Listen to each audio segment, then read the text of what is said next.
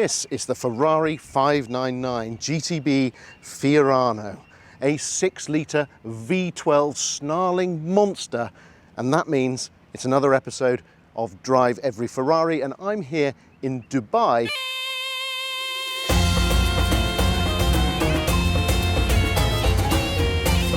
to drive this magnificent car and to really answer the question, where does it fit in the lineup and which would you rather have, a 599 or an F12?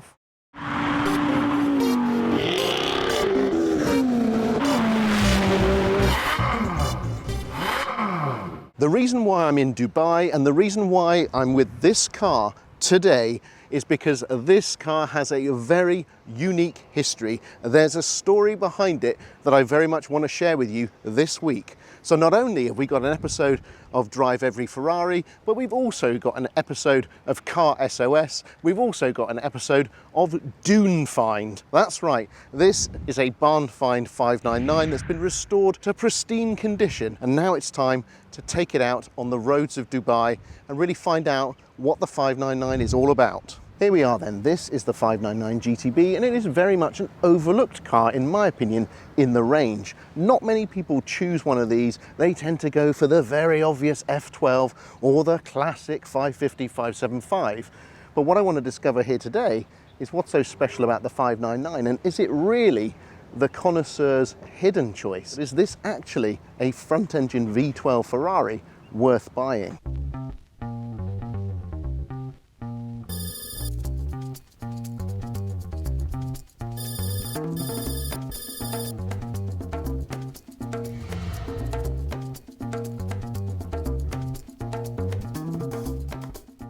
So let's have a look around the car and I'll show you some of the details really that interest me the most. The first thing obviously is the sheer size of the thing. It's a very interesting aggressive shape. It kind of looks like an insect that's about to jump on its prey. It always looks like it's about to pounce, mainly because of the way that the car tapers down at the front. You've got various vents and grills on it, which notably on the bonnet, but also at the front quarter as well. I also like the fact that you can put your hand through that sort of buttress at the rear of the car. This car is of course in Rosso Corsa with Nero interior. There's lots of polished carbon, but of course the most interesting thing about the 599 is that Enzo-derived 6-litre V12, naturally aspirated, 0 to 60, 3.7 seconds. It delivers 611 brake horsepower, that's 619 PS.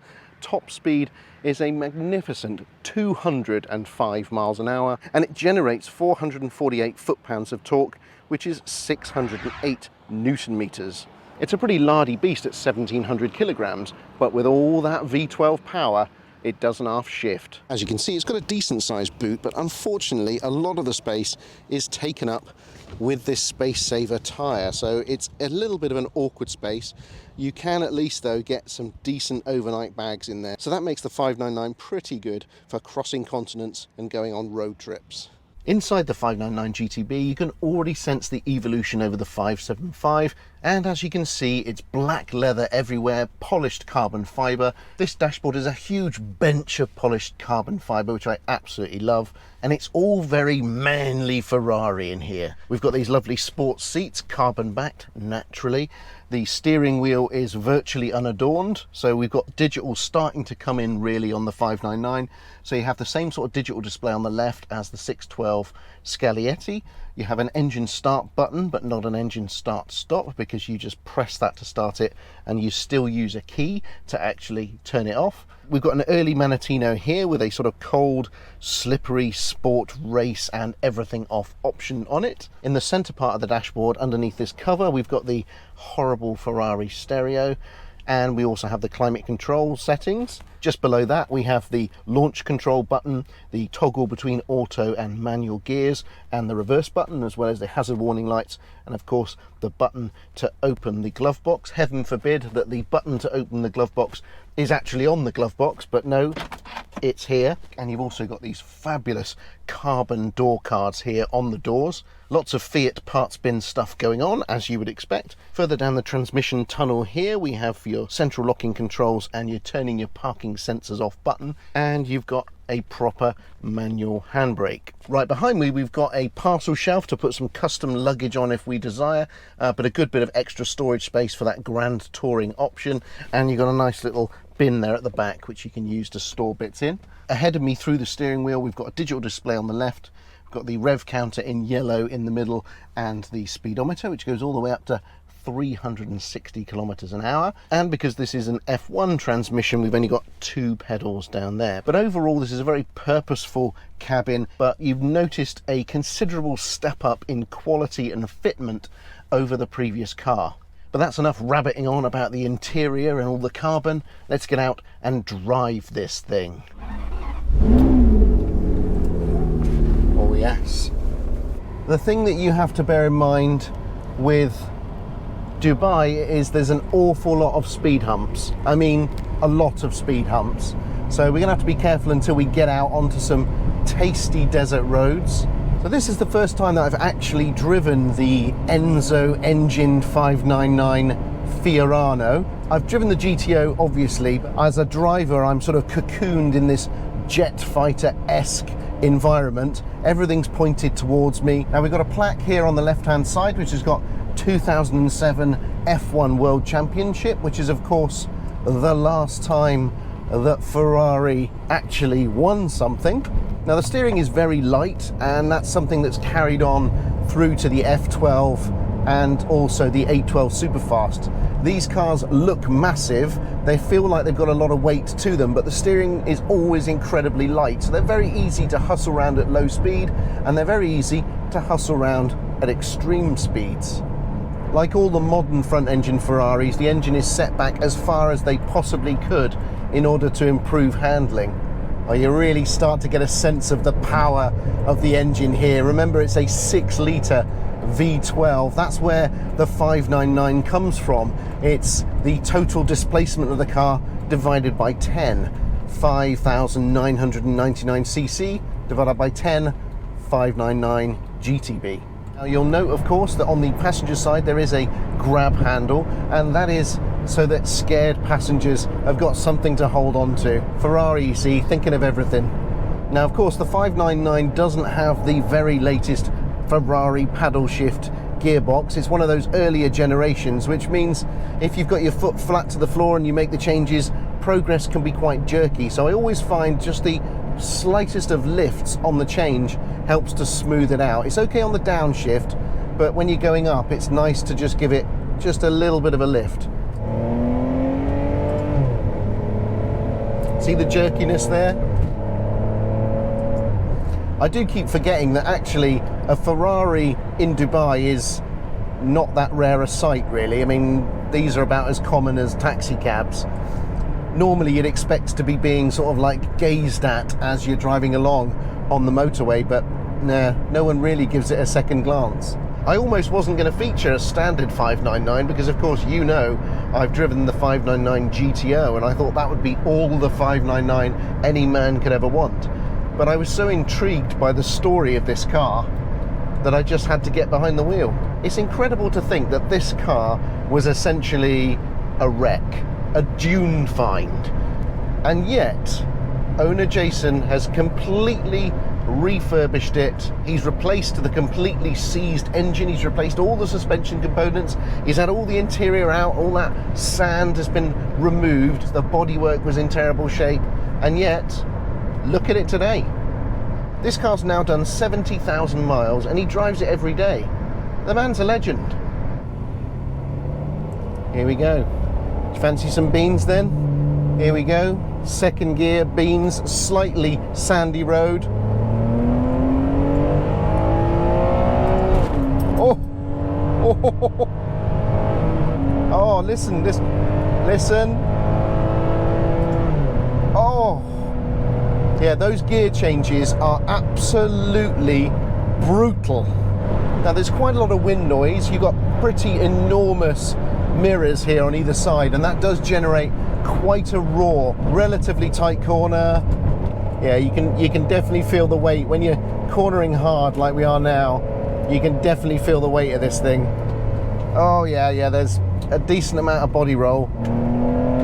Oh yeah, oh my goodness, that is a hell of a thing. I'm not sure I'd want to arrive at a corner at full speed and then suddenly back off. That is not something I want to do in this car. Beans number 2, I think so. Ready. Oh, that you can feel the nose lift up as you floor it. Oh, just listen to it though. Just listen to that engine. Oh, it's an absolute glorious thing. Wow. And just like that, we're doing very, very fast speed, and we've got to brake severely because there's a speed hump in the middle of the road, in the middle of nowhere. I just want to go up and down the gears all the time for no reason, just so I can hear that engine scream. Oh yeah. Oh, with V12 Ferraris, there's always this sense of unlimited power.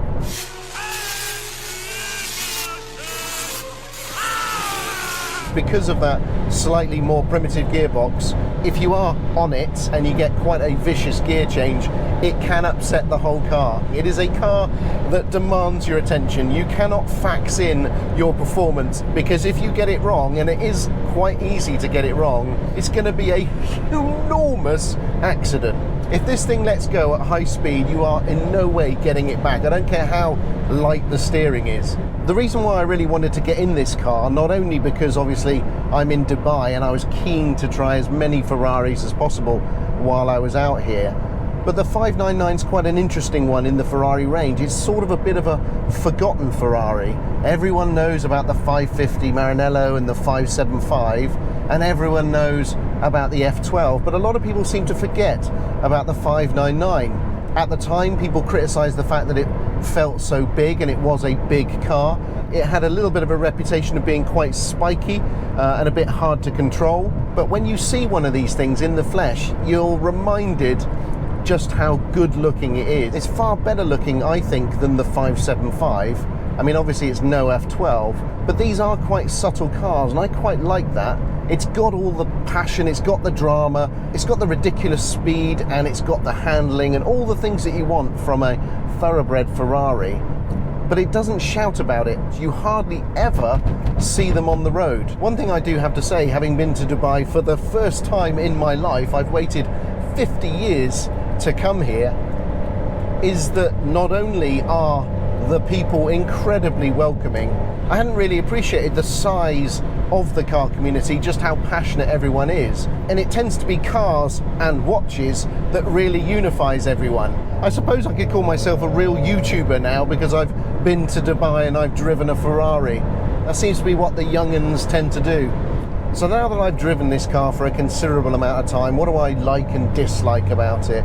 Well, I like the looks. I like the fact that it's subtle yet lithe and brutal. I like how precise and fingertippy the steering is, and how it makes light work of the corners and also makes the car feel a lot lighter than it actually is. Of course, I love this. This engine is incredible. What do I not like about it? Its road manners and how twitchy it feels. This does not feel like a fully stable platform. When you've got that much weight, when you've got that much power, and in this chassis, it does feel quite twitchy. It does feel like it's going to fling you off the road all the time, and it doesn't have the sophisticated systems of the modern V12 front engine Ferraris. There is traction control, but traction control doesn't work when you're going sideways. So what Ferrari's essentially done is added loads more power, but they haven't really refined the handling anywhere near enough to cope with it. So actually it's not until the F12 TDF and then the 812 that Ferrari has actually nailed how to put all that power down on the road. Another thing I don't like is the gearbox. Unfortunately, it's just too early gen. It's a bit too jerky, takes quite a lot of getting used to, and it is not that pleasurable to use when you're really pushing on. There's quite a noticeable pause between you flipping the paddle and then the gearbox engaging and the engine then delivering the power.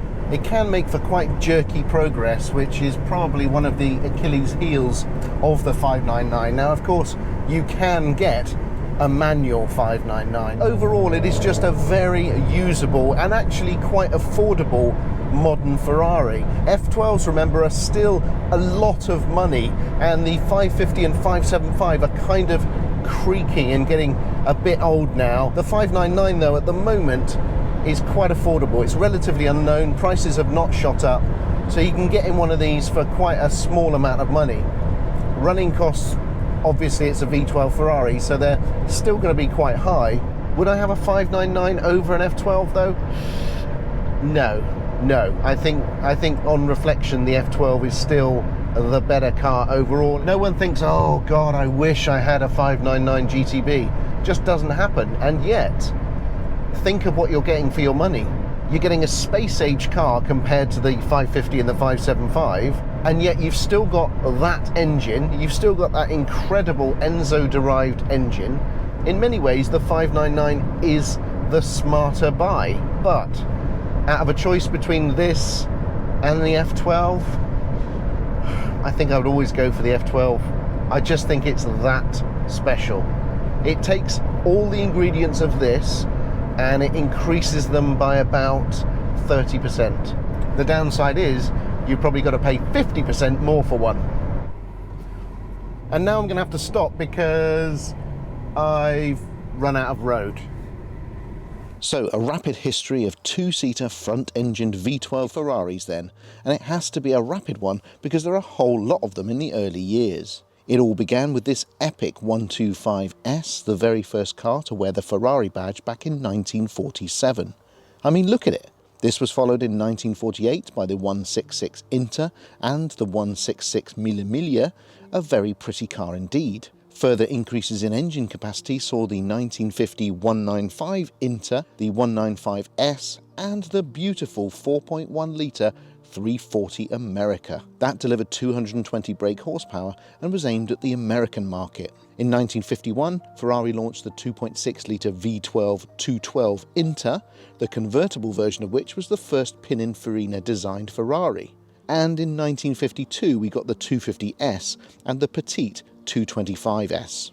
This is the 1953 250 Europa, a sweepy 3-litre V12 with a fairly ugly rear end, and this is the further development of the America, now with an increased displacement of 4.5 litres for the 375 America. And check out this 250mm, perhaps the first time you can really see the DNA of the modern day F12, with a short back end, long bonnet, 3-litre V12 and 155 miles an hour top speed. If you wanted a more relaxed V12 Grand Tourer in 1954, you couldn't do better than the 250 GT Coupe. What an elegant chap. But this is where you really get a sense of the F12's grandfather emerging. This is the simply fantastic 250 GT Berlinetta, which is now commonly known as the Tour de France after winning at that event. And if you're a Batman fan, how about a winged 410 Super America, the 5-litre big daddy of the range in 1956. And now we're into Ferrari's golden era with a succession of powerful, beautiful front-engined V12 supercars, starting with the glorious 250 short wheelbase in 1959. But the 60s belonged to Ferrari on road and track thanks to the 250 GT Lusso, a car I almost bought, and of course 1962's 250 GTO, Gran Turismo Omologato. A direct descendant of the 812 Superfast is this sumptuous 500 Superfast of 1964, and let's not forget the 275 GTB and GTB4 with rear-mounted gearboxes and independent rear suspension. One of the prettiest and dainty front-engined V12s of the 60s was this 330 GTC, launched in 1966. The 330 shared the front-end looks of the rest of the range, and at the time Ferrari and Pininfarina could have been accused of rolling out endless very similar looking designs. Until 1968 that is, when the 365 GTB4, aka the Daytona, turned up, and we all went frickin' nuts. And then Fiat bought Ferrari and, well, the front-engine V12 suddenly disappeared from the range. Yes, there was an oil crisis, but the mainstay of Ferrari in the 70s and 80s were the 2+2s and mid-engined V8 or V12s. In fact, a front-engined V12 didn't appear in Ferrari showrooms again until 1996, and it was the magnificent 550 Maranello. The new millennium ushered in the super cool open-topped 550 Barchetta Pininfarina, a special edition limited to 448 numbered cars, and you got 2 crash helmets too. A manual roof was included, but only for emergencies. 2002's upgrade, the 575M Maranello, tweaked and improved the 550 with upgraded aero, a more powerful 5.7 litre V12 engine, and it brought in the F1 paddle shift gearbox for the first time for a V12 car, which most owners chose. And as day follows night, Ferrari launched a special edition based on the 575, the Super America, in 2005. This featured an unusual flip-back rotating hardtop roof that made putting it up and down far easier, but it had the downside of dumping rainwater into your lap if you left it open. And now we're getting into recent history with the 599 GTB, launched in 2006. At the time, this was a muscular, screaming hornet of a car with a blistering 0 to 60 of 3.7 seconds, thanks to its 6-litre V12 based on the Enzo. And if the regular 599 wasn't bonkers enough, how about this? The 599 GTO launched in 2010, the first time the legendary GTO name had been used since 1984's 288. At the time, there was consternation at the use of the GTO name on a non-competition derived car, but it's now widely regarded as one of the modern era greats. Thanks for watching this episode. I hope you enjoyed it. I hope you enjoyed finding out about the 599, perhaps one of the more forgotten modern Ferraris. Well, I'd like to thank Jason for graciously allowing me to drive his car here while I'm in Dubai. Massive respect to you, my friend. If you like what I'm doing on The Car Guys, please subscribe, leave comments and likes, and there'll be another episode next week.